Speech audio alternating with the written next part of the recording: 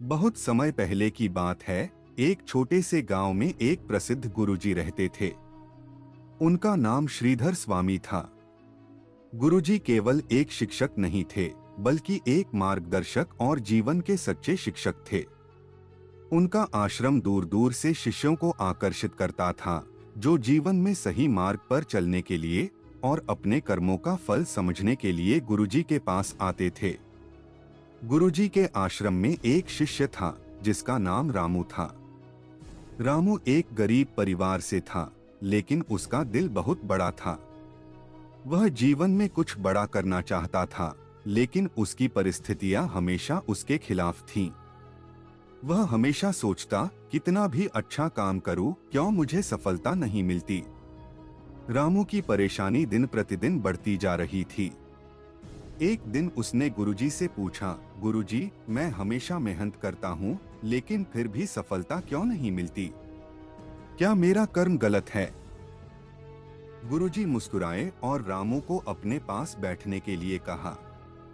गुरुजी ने समझाया, रामू, कर्म का फल हर किसी को मिलता है, लेकिन समय अलग अलग होता है। यह जरूरी नहीं कि जो तुम्हारे सामने आ रहा है वही तुम्हारे कर्म का फल हो। कभी कभी कर्म का फल देर से मिलता है, और कभी वह फल हमें उस रूप में मिलता है जिसकी हम उम्मीद नहीं करते।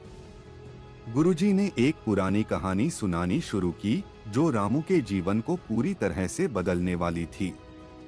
उन्होंने कहा, बहुत समय पहले एक गांव में एक गरीब लड़का था।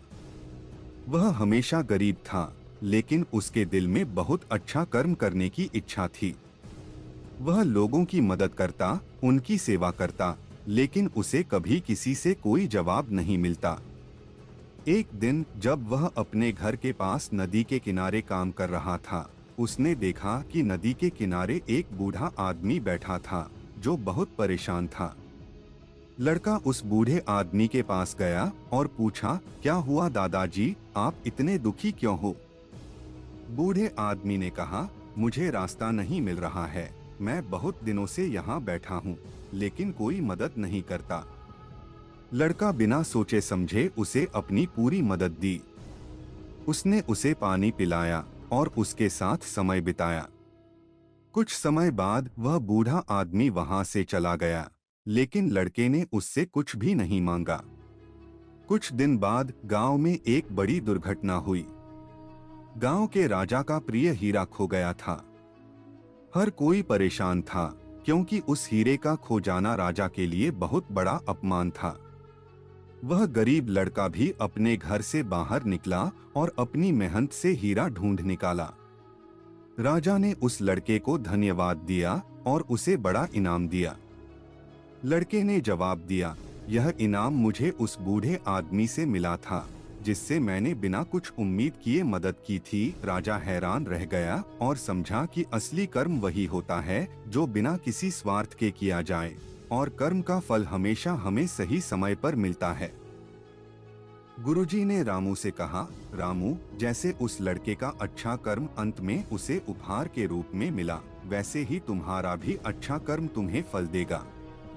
तुम मेहनत करो और किसी भी चीज का लालच मत करो। कर्म का फल हमेशा समय पर मिलेगा, लेकिन वह तुम्हारे लिए सबसे सही रूप में होगा।